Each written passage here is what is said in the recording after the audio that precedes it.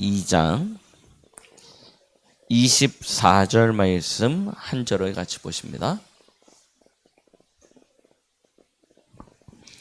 우리 찾으셨으면 함께 합독하시겠습니다. 이러므로 남자가 부모를 떠나 그의 아내와 합하여 둘이 한 몸을 이룰지로다. 아멘.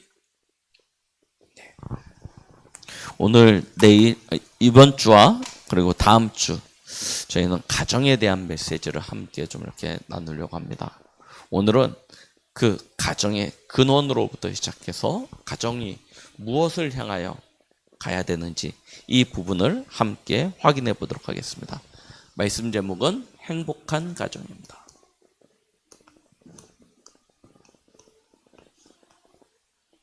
창세기 2장 24절을 본문으로 함께 말씀을 나누겠습니다. 하나님이 세상을 창조하시고 사람을 창조하시고 사람에게 주신 사회 조직이 있습니다. 하나님의 창조 속에서 허락하신 조직이 있는데요. 창세기 1장 27절 하나님이 하나님의 형상대로 사람을 만드셨습니다. 사람을 만드시고 난 다음에 사람에게 복을 주셨는데요. 뭐라고 복을 주셨습니까? 생육하고 번성하라고 말씀하십니다. 그렇죠? 생육하고 번성하여 땅에 충만하라 라고 말씀하셨는데, 자, 하나님이 처음 사람을 지으셨을 때 남자 아담을 지으셨죠. 남자 아담만 지으셨는데 생육하고 번성하여 땅에 충만하라. 말이 안 맞잖아요. 그렇죠? 홀로 생육할 수 있는 거 없지 않습니까? 그래서 하나님이 주신 사회 조직, 인간에게 주신 첫 번째 사회 조직이 무엇입니까? 바로 창세기 2장에 보니까요. 20절로 24절에 오늘 정확히 이야기하면 25절까지죠. 말씀에 보면 가정을 허락해 주세요. 아담이 배필이 없어서 혼자 있는 것을 하나님께 안타까이 여기시고 그의 갈빗대를 취하여 아내를 만들어 주시죠. 그 여자의 이름이 하와라고 말씀하셨습니다.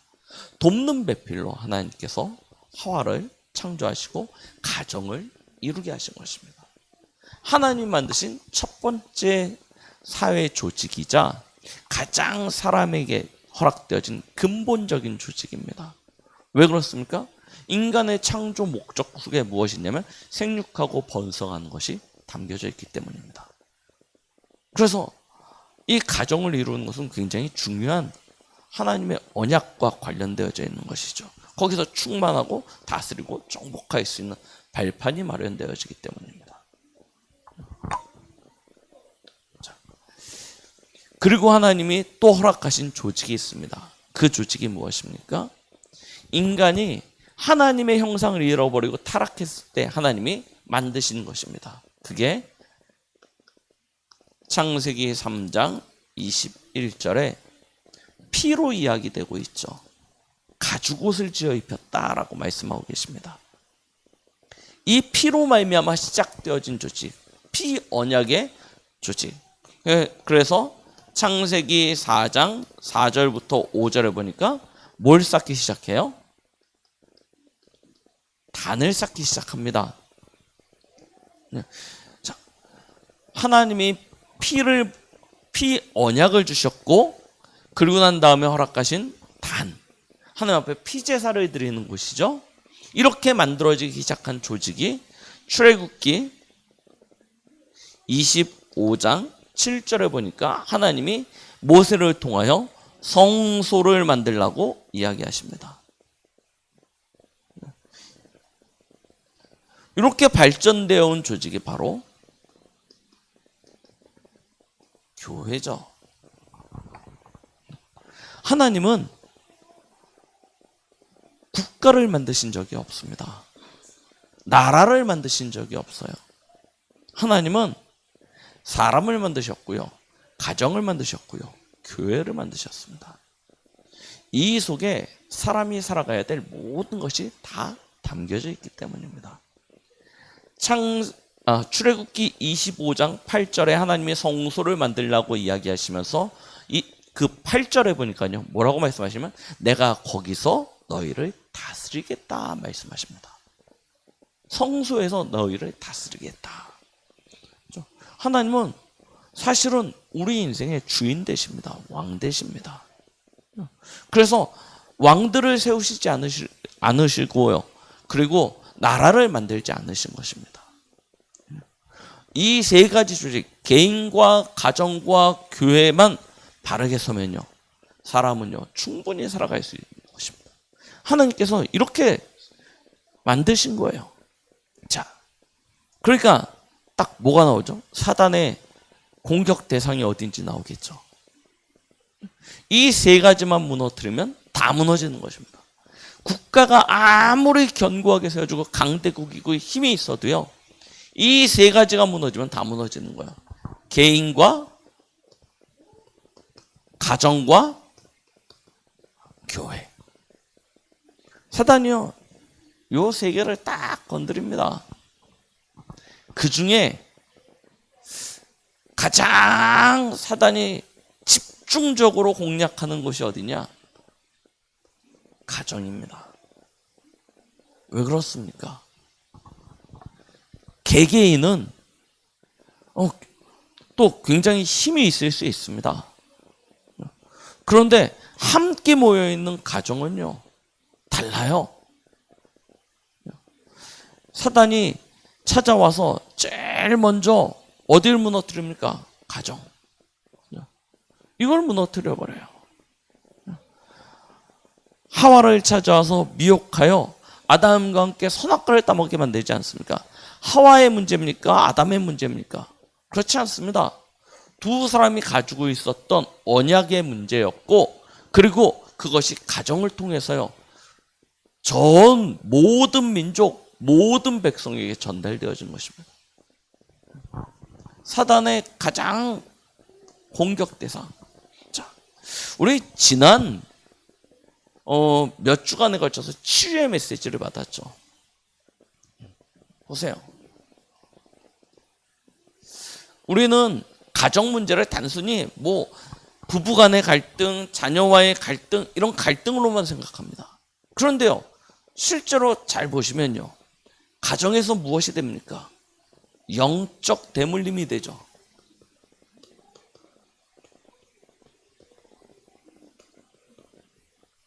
우리가 그냥 만들어진 것이 아니에요. 우리는 부모님을 통해서 잉태되어져 이 땅에 출생하였습니다. 또 부모님은 그 윗세대, 증조부, 또 증조부는 고조부, 다 어디서 오냐? 가정을 통해서요. 우리가 가지고 있는 모든 것들이 대물림되어져 왔습니다. 이게 굉장히 중요하다니까요. 그래서 과거에는 이 결혼을 할 때 가문을 굉장히 중요시 여겼었죠. 어떤 가문이냐? 그게 틀린 얘기가 아니에요. 왜냐? 전달되어져서 내려오는 것들이 있기 때문입니다. 영적 대물림 되어지는 부분들. 자,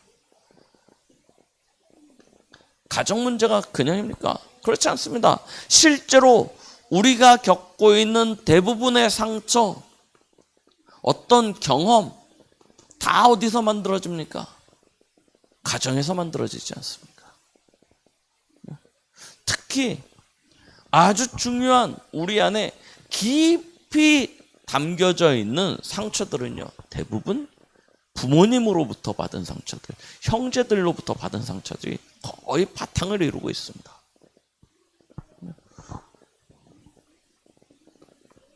거기에 우리의 삶의 체질,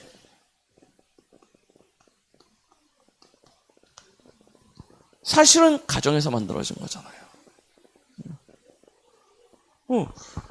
가만히 보면 어디서 독특하게 만들어진 체질이 아니라니까요. 다 그 가정을 베이스로 해가지고 체질이 만들어져 있습니다. 입맛도 그렇고 삶을 살아가는 모든 것들이 여기서 만들어졌어요. 그러니요, 당연히 정서적인 부분 여기서 다 나오겠죠. 그렇죠? 그리고 육신적인 부분 여기서 다 만들어집니다. 우리 지난주 치유의 메시지 기억해 보시라니까요. 영적 문제 어디서부터 전달받았냐? 우리의 마음의 문제, 마음의 상처 어디서부터 왔냐? 우리의 삶의 문제 어디서부터 왔냐? 그리고 정신 문제, 육신 문제 다 어디서부터 왔습니까? 바탕이 가장 중요한 것이 가정이라니까요. 그 가정을 바로 세우지 않으면 사실은요, 우리 안에 근본적인 치유 되어지지 않는 거예요. 가정을 바르게 세우는 것, 이건 굉장히 중요합니다. 그럼 가정을 바르게 하나님의 뜻 가운데 세우려면 우리는 어떻게 해야 될까요? 이 부분을 오늘 함께 나눠보려고 하는 것입니다.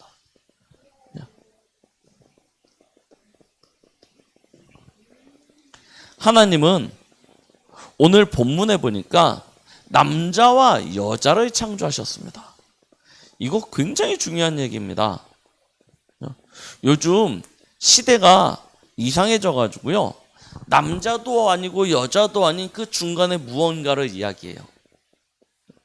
양성을 가지고 있는 사람, 그리고 남자이지만 여자, 여자이지만 남자, 이런 성을 이야기하는 경우들이 참 많습니다. 그런데요, 성경은 분명히 이야기하고 있습니다. 하나님이 하나님의 형상대로 사람을 창조하셨는데 어떻게 만드셨어요? 남자와 여자를 창조하셨습니다. 그리고 그 둘이 한 몸을 이루어 가정을 이루는 것입니다. 그래서 여러분, 그냥 뭐 인권이니까 뭐 평등이니까 이야기하면서 나오는 동성 간의 결혼, 이거는요 굉장히 비성경적인 것입니다. 동성애 비성경적인 것입니다. 그들을 차별하자 이야기가 아니에요. 성경적이지 않다는 것입니다. 이걸 분명히 해야 돼요. 그래야 우리 후대들에게요, 정확한 그리스도 이 복음에 대한 본질적인 것들이 발견되게 되어져 있습니다. 성경은요, 가정에 대해서 이렇게 이야기하고 있는 거예요. 남자와 여자가, 부부가 한 몸을 이룬 곳이에요. 이게 가정입니다. 그래서 말씀드렸죠. 창세기 1장 27절, 하나님이 자기 형상 곧 하나님의 형상대로 사람을 창조하셨는데 남자와 여자를 창조하셨어요. 이 둘이 한 몸을 이루는 것입니다. 오늘 본문에요. 창세기 2장 20절로 25절 말씀에 보니까 특히 오늘 24절에 그렇게 말씀하시죠.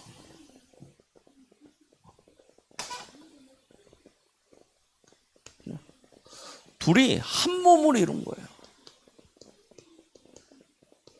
그런데 어떻게 한 몸을 이루었냐? 성경은요, 돕는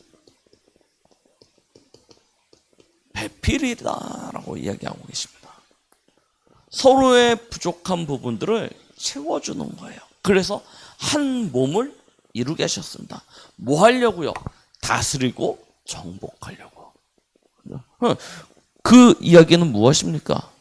세계복음화, 이것과 관련되어져 있다니까요.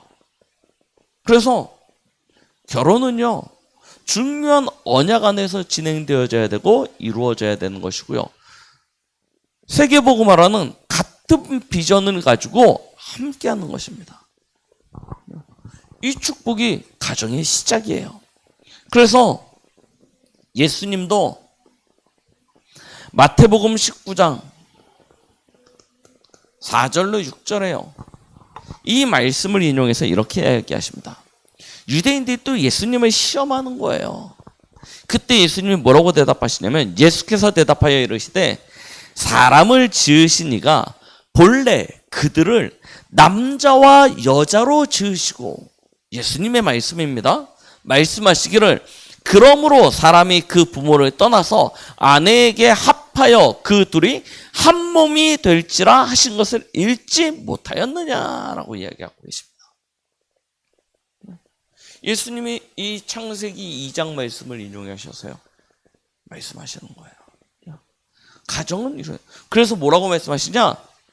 이제 둘이 아니요 한 몸인즉 그러므로 하나님이 짝지어 주신 것을 사람이 나누지 못할지니라 하시니라고 말씀하고 계시죠. 완전히 하나가 되어진 것입니다. 가정은 이런 축복 가운데 시작되어지는 거예요. 자, 그래서요 가정에는 반드시 무엇이 있어야 되냐면 질서가 있어야 됩니다. 그게 에베소서 5장 22절로부터 25절까지 말씀이에요. 우리 이 말씀의 본문을 많은 우리 여자 성도님들이 싫어해요. 왜 그렇습니까? 아내는 남편을 대할 때 어떻게 하래요? 주께 복종하듯이 하라라고 이야기해요. 그러니까 아니 남편을 주께 복종하듯이 복종하라고 이제 이렇게 이야기합니다. 남편에게는 근데 뭐라고 이야기하시냐면 그리스도께서 자기 몸을 내어주듯이 아내를 사랑하라고 이야기하십니다. 이게 질서예요. 아내는 남편에 대하여 주께 복종하듯이 복종해야 하는 것이에요. 남편은요 자기 몸을 아내를 위하여 자기 생명을 내어줄 만큼 아내를 사랑하라고 말씀하고 계십니다. 이 질서가 있어야 돼요. 가정에 요즘은 워낙 이제 여성의 어떤 권위들이 커져가지고요.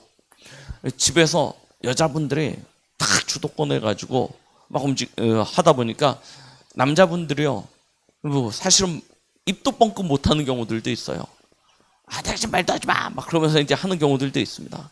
그런데요, 이거는요, 성경적이지 않아요. 주께 복종하듯이 하는 것입니다. 그러면, 나는 뭐 맨날 복종만 하고 하라는 얘기냐? 이 이야기가 아니에요. 그거보다 더 중요한 것은 무엇이냐면, 남편은 자기 생명보다 더 아내를 사랑하라고 이야기하고 계십니다. 그러니까 거꾸로 이야기하면 남자로서는 내가 주인인데 이 가정의 가장인데 이렇게 내세우는 것이 잘못되어진 거예요. 오히려 예수님은 세종로로서 대속물로서 이 땅에 오셔서 자기 생명을 내어주셨습니다. 우리나라 문화가 워낙 가부장적인 문화여가지고 남자는 막 권위만 내세우고 여자는 확 하는데 그게 아니에요. 남자에게 더 큰 희생을 성경은 이야기하고 있는 것입니다. 대속물이에요. 하나님의 어린 양으로 이 땅에 오셔서 자기 생명, 자기 목숨을 내어주신 이가 누구냐면 예수님이십니다. 그러니까 권위를 내세울 게 아무것도 없어요. 나를 내세울 수 있는 것이 아무것도 없습니다. 세종노예요. 남자는요 꼭 기억하셔야 돼요. 그리고요 여자분들은 그래서 남편을 세워주는 거예요. 가정에 남편의 권위를 세워주십시오. 남편이 내세우는 건 틀린 거예요. 아내분들이 남편의 권위를 내세우고요. 거꾸로 남편은요 겸손해지고 낮아지는 것입니다. 그래서 서로가 하나 되어져서 뭘 하려고 하냐? 가정은 생육하고 번성하는 것에 가장 첫 번째가 있다니까요. 자녀예요. 그렇죠? 자녀를 어떻게 세우냐? 그리스도의 제자로 세우는 것에 방향을 가지고 함께 인도를 받아가는 것입니다. 우리 자녀들은요, 먼저 자녀들은 꼭 기억하세요. 우리 렘넌트들은 기억하세요. 뭐라고 말씀하셨냐? 출애굽기 20장 12절 말씀입니다. 우리 부모님들은요, 우리 자녀들에게 이 부분을요 꼭 가르쳐 주셔야 돼요. 뭐라고 말씀하셨죠? 내 부모를 공경하라 라고 말씀하셨습니다. 내 부모를 공경하라. 에베소서 6장 1절로 4절에도 바울이 이렇게 이야기하죠. 부모님께 순종하라는 것입니다. 이것이 약속 있는 첫 계명이라고 말씀하고 계십니다. 자녀는요, 부모님을 공경하고 순종할 수 있어야 되는 것입니다. 그러니까 너무 우리 자녀들을 왕처럼 대접해 주실 필요 없어요. 그렇게 되면요, 자녀들이요, 부모님의 어떤 은혜, 사랑, 이걸요 몰라요. 우리 자녀들이 부모님을 공경할 수 있도록 세워주셔야 돼요. 그래서 아까 말씀드렸던 아내는 세워주셔야 돼요. 아내는 남편을 세워줘야 돼요. 서로가 서로를 세워줘야 자녀들이 부모님을 볼 때 공경하고 순종할 수 있게 되어집니다. 그리고 뭐라고 이야기하셨냐? 거기에 더하여 에베소 6장 1절로 4절 말씀에 그러면서 하시는 이야기 뭐예요? 자녀들을 오직 주의 교훈과 훈계로 양육하라라고 말씀하고 계십니다. 주의 교훈과 훈계로 양육하래요. 그러면 어떻게 하는 게 주의 교훈과 훈계로 양육합니까? 양육하는 것입니까? 네 가지 중요한 것들을 가지고 인도받으시면 됩니다. 성경에 유일하게 예수님이 성장하는 모습을 기록한 글이 있습니다. 그게 누가복음 2장에 기록되어져 있는데요. 거기서 예수님의 모습을 뭐라고 표현하고 있냐면 키가 자라고 지혜가 자라매 예수님은 사람 앞에서 하나님 앞에서 사랑받았다라고 말씀하고 계십니다. 우리 자녀들을 그런 믿음의 사람으로요 우리는 양육하는 거예요. 어떻게 해요? 첫 번째, 키가 자라고, 이건 뭐 많이들 관심을 가지고 있으니까요. 육신적인 성장에 관한 부분들 많이들 우리가 하고 있죠. 그리고 지혜가 자라며 라고 해요. 지적인 부분에서도 우리는 많은 부분에 관심을 가지고 아이들을 가르치고 돕습니다. 그런데 그거보다 더 중요한 것이 있어요. 뭐죠? 하나님 앞과 사람 앞에서예요. 그래서 진짜 올바른 우리의 자녀의 훈계는 하나님 앞에서입니다. 신앙이죠. 영적인 것입니다. 이 부분이 반드시 교육되어져야 돼요. 육신적이고 지식적인 부분보다 더 중요한 부분이 어딨냐? 영적인 부분이에요. 그 영적인 부분만큼 중요한 부분이 있습니다. 그게 뭐죠? 사람 앞에서예요. 사회적인 부분입니다. 이 네 가지 부분을 가지고 우리 자녀들을 양육해가는 거예요. 지금 시대가 육신적이고 지식적인 부분만을 강조하는 시대가 되어져서요. 여기에 부모님들이 많은 투자들을 합니다. 그런데 현장에서 이게 사람들을 만나보면요. 제일 갈등되어지는 부분들이 뭐냐면 사회적인 부분이에요. 요즘 젊은 세대들을 보고 제일 고민하고 어른들이, 기성세대들이 힘들어하는 부분, 제일 부족하다 이야기하는 부분이 어디냐? 사회적인 부분이에요. 부모님을 공경할 줄 모르다 보니까요. 누굴 공경하지 못해요? 어른을 공경하지 못합니다. 어른을 공경하지 못하니까 위아래가 없어요. 좌우도 없습니다. 뭐만 있어요? 나만 있어요. 그래서 내가 하고 싶은 것, 내가 좋아하는 것, 여기에만 집중하고 있습니다. 그러니까요, 이 직장에서 어떤 현장들에서 이 기성세대들이 요즘 젊은 세대들 뭐 일 시키면 제대로 일이 안 된다라고 이야기하는 경우들이 참 많아요. 사회적인 부분이요.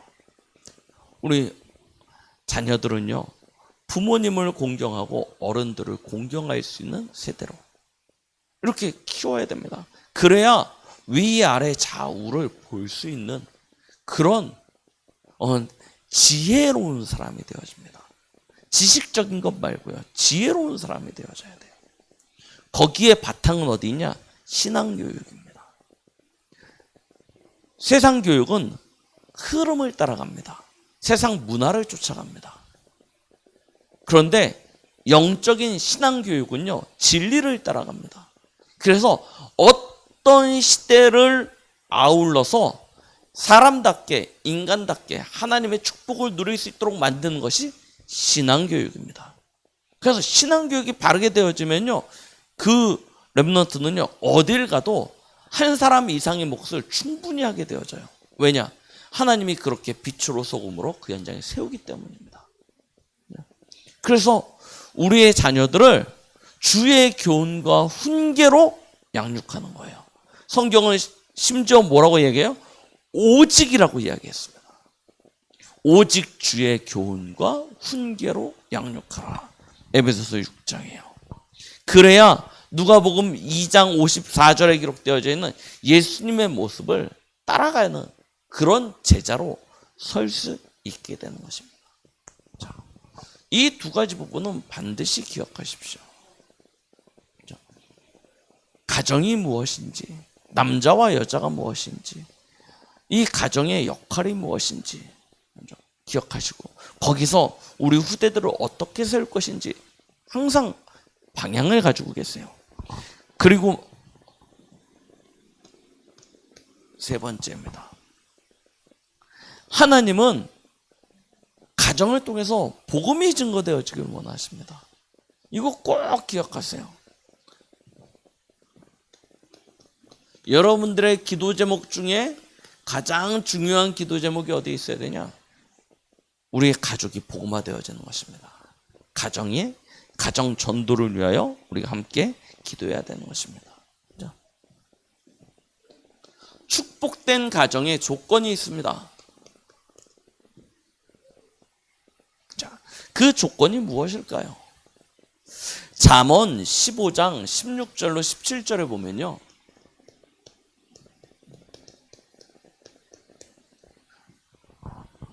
혹시 잠언 15장 16절 17절 말씀을 한 번도 안 보셨던 분들이 계실지도 모르기 때문에 한번 찾아보겠습니다. 잠언 15장 16절 17절 말씀입니다. 구약 성경에 있죠. 잠언서는요, 시편 다음에 있습니다. 15장 16절 17절 말씀 찾으셨으면 우리 같이 함께 읽어보겠습니다.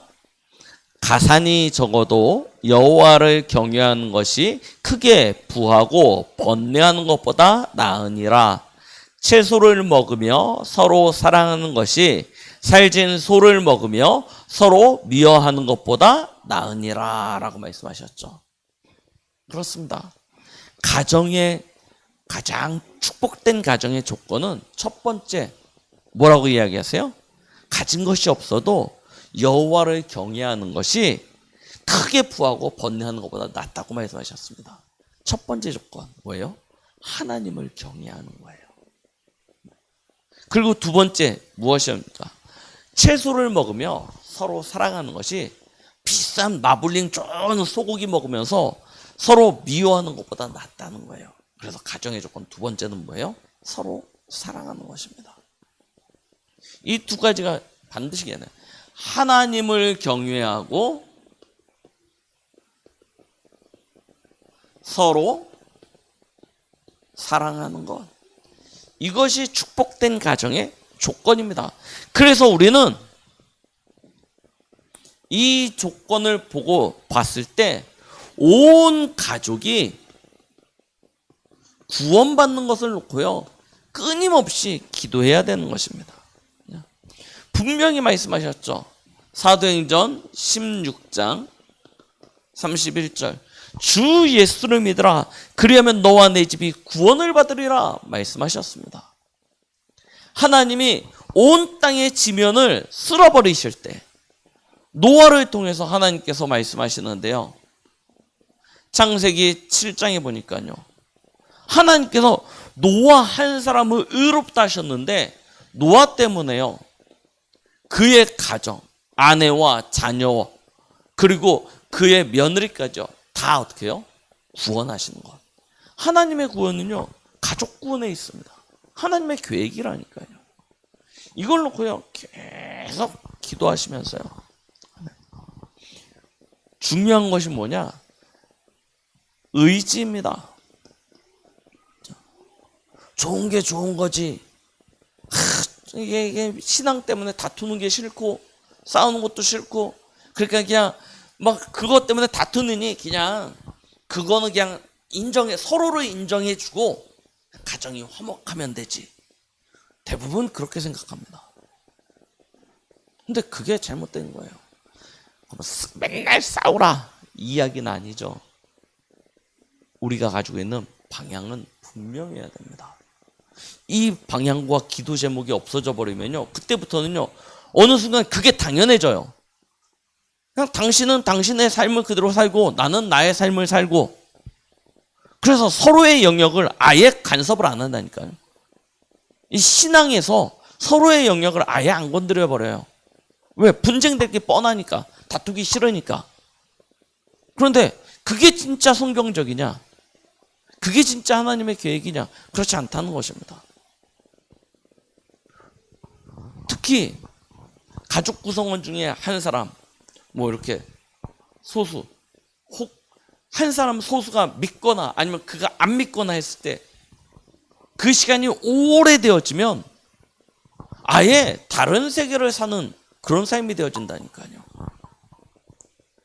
그냥 우리 10년, 20년 그렇게 살아왔기 때문에 그냥 그렇게 사는 것이라고 어느 순간 인정이 되어져 버려요. 아닙니다. 끊임없이 기도하셔야 됩니다. 그리고요, 가족 구원을 위해서 노력하셔야 됩니다. 여러분들의 신앙적 의지예요. 이거는 어떻게 가지시면 되냐? 여호수아 24장 15절입니다.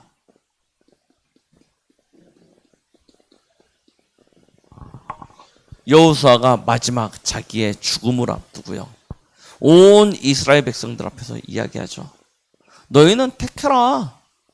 너희 하나님을 믿든지 아니면 이방신들을 믿든지 너희가 원하는 것을 택해라 라고 이야기해요. 그래 놓고 뭐라고 이야기하냐? 그러나 나와 내 집은 오직 여호와만을 섬기겠노라 라고 말해요. 오직 나와 내 집은 여호와만을 섬기겠노라 라고 이야기합니다. 그 말을 들은 이스라엘 백성들이 거기서 결단하죠. 우리도 오직 여호와 하나님만을 섬기겠습니다 라고 결단하는 장면이 여호사서 24장에 나옵니다. 여러분들이 가져야 될 가정 복음화를 향한 신앙의 의지예요. 포기하지 마십시오. 안 돼. 우리 남편은, 우리 아빠는, 우리 아내는 절대 안 돼. 아닙니다. 하나님께서는요, 분명한 가족 구원을 향한 하나님의 절대 계획을 가지시고 우리를 부르셨습니다. 그럼 뭐하냐? 우리 가정은, 나와 내 집은 오직 하나님만을 섬기겠다라고 결단하시고 뭐하냐? 가족 구원을 향한 하나님 앞에서요 노력을 하시는 것입니다. 어떻게 하시면 됩니까? 사도행전 10장 1절로 2절입니다. 고넬료 집 이야기죠. 로마의 백부장이었던 고넬료입니다. 이 고넬료가 뭐하냐?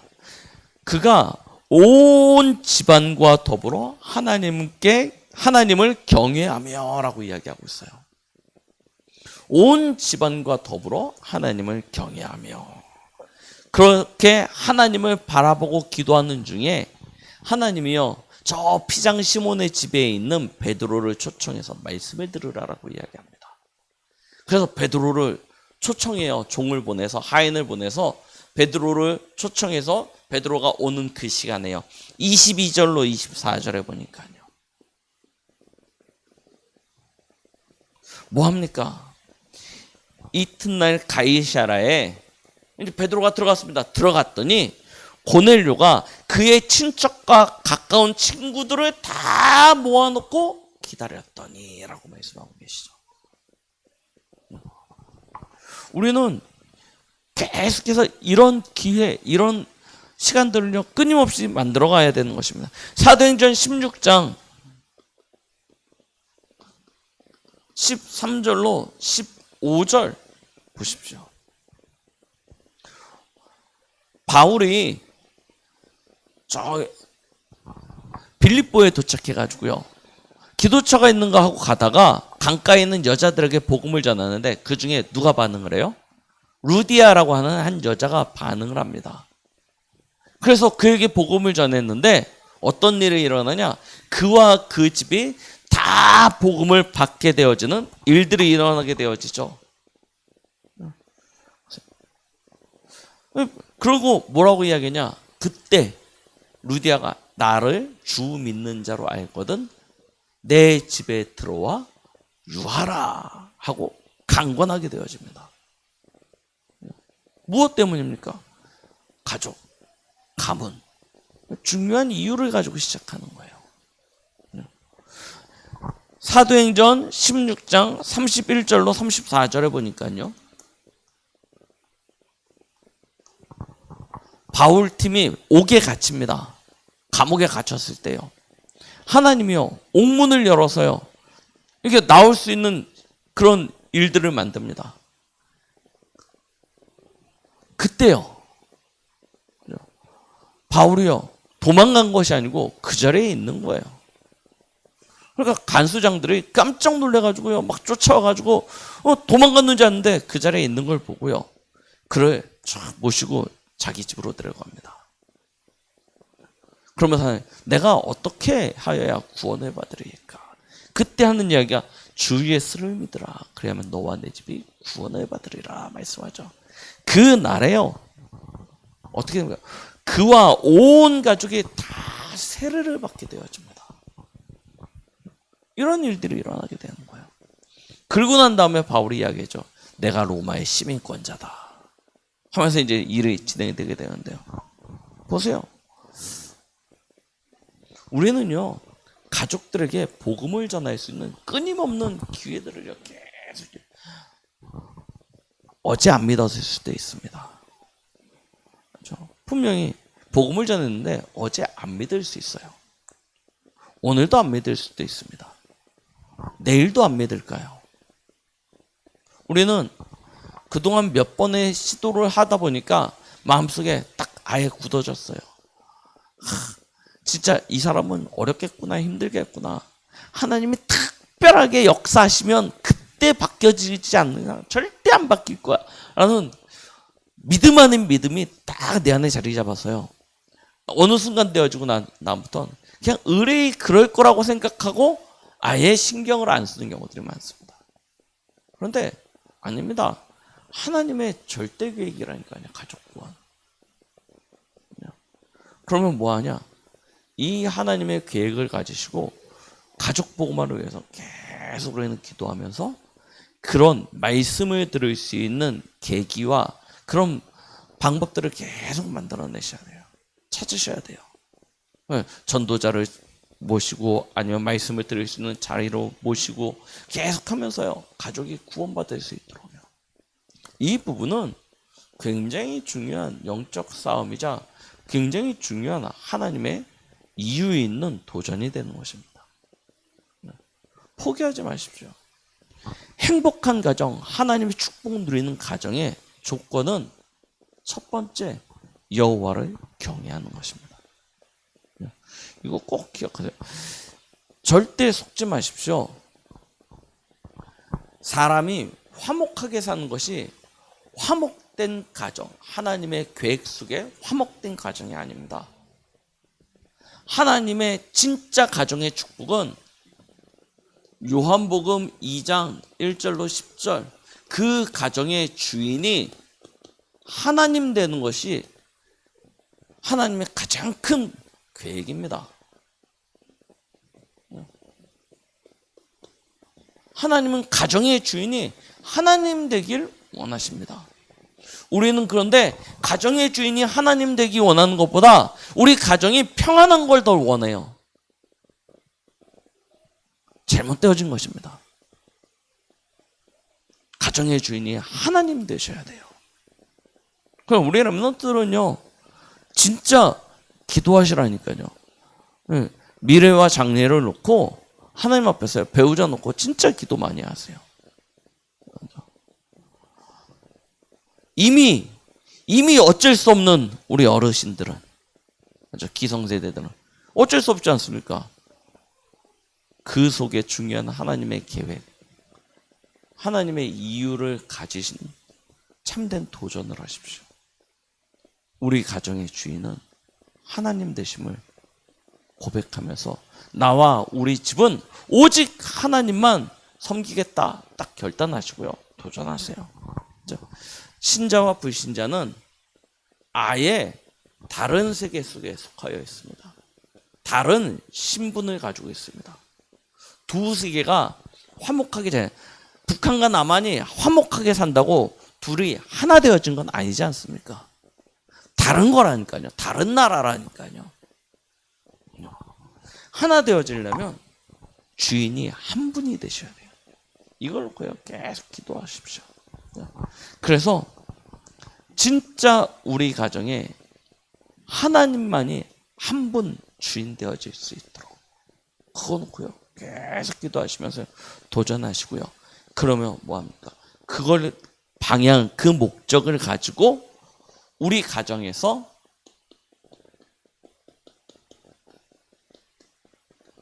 말씀 운동 계속 하시는 것입니다. 우리 부부가 하나님의 은혜 속에서 한 미션, 한 비전을 가지고 갈 수 있도록 우리 자녀들이 이 하나님의 은혜 안에서 주의 교훈과 훈계로 양육되어져서 그리스도의 제자로 설 수 있도록 우리 가문이 이 복음 안에서 진짜 하나 되어져서 복음의 명문가로 세워질 수 있도록 우리 가정에서요 다락방에서 지교회까지 이 말씀 운동이 계속 전달되어질 수 있는 부분을 놓고요 기도하셔야 돼요. 그리고 시작하셔야 됩니다. 혼자서라도 꼭 하셔야 되고요. 특히 자녀들이 있는 경우에는요 자녀들과 함께 꼭 가정에서요 예배 드리십시오. 우리의 가정의 주인을 회복하는 시간입니다. 말씀을 마무리하겠습니다.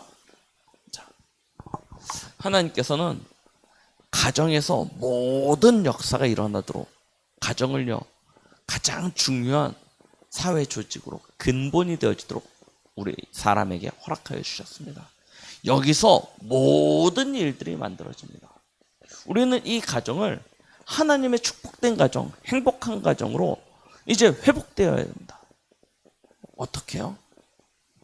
그리스도 예수 안에서 한 복음 가지고 서야 되는 것입니다. 그걸 놓고 이제부터 본격적으로 기도하시기 바랍니다. 도전하세요. 하나님께서는 여러분들의 가정을 진짜 세계복음화하는 237과 5천 종족 살리는 미래 살리는 그런 플랫폼 파수망대 안테나로 축복하실 것입니다. 그 응답을 누리는 우리 성도님들 되시길 예수 그리스도의 이름으로 축원드리겠습니다. 기도합니다. 하나님 아버지 감사드립니다. 오늘 가정에 대한 중요한 하나님의 이유와 계획을 말씀을 통해서 확인케 하여 주심을 감사드립니다. 우리 성도들 가정이 복음으로 하나 되어져 하나님의 나라와 역사를 이루는 최고의 믿음의 가정, 복음의 명문가로 세워질 수 있는 축복 누리게 하여 주시옵소서. 예수 그리스도의 이름으로 기도드렸습니다. 아멘.